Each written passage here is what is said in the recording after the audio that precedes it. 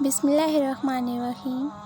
آپ کے مخالف آپ کے چاہنے والوں کے سامنے چاہے جتنی ہی برائی کیوں نہ کر لے، مگر آپ کے دل سے ضد کرنے والے کبھی بھی آپ کا ساتھ نہیں چھوڑیں گے۔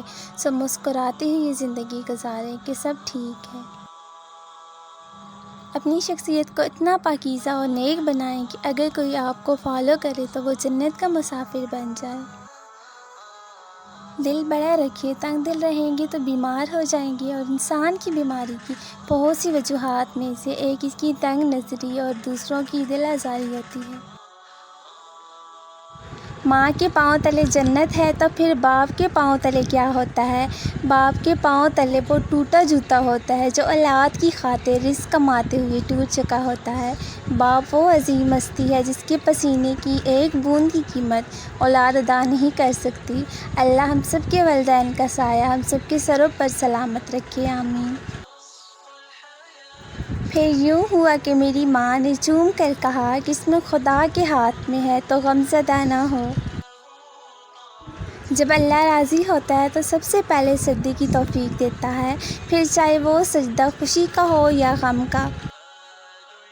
تم جو بھی علم سیکھنا چاہتے ہو سیکھ لو، پر اللہ تمہیں علم کا فائدہ اس وقت تک نہیں دے گا جب تک خود عمل نہ کرو۔ وہ غم جس کے ملنے پر تمہارا رجوع اللہ کی طرف ہو جائے، اس خوشی سے ہزار درجہ بہتر ہے جس کے ملنے پر تم اللہ کو بھول جاؤ۔ اللہ سے تعلق کا سب سے خوبصورت پہلو یہ ہے کہ وہ بندے کے کچھ کہے بنا ہی اس کو سمجھ جاتا ہے۔ وہ جانتا ہے آنسو و سسکیوں کی زبان بھی۔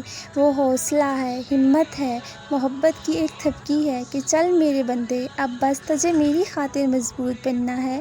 میں ہوں نا تیرا رب، تیرا پروردگار، تیرا دوست۔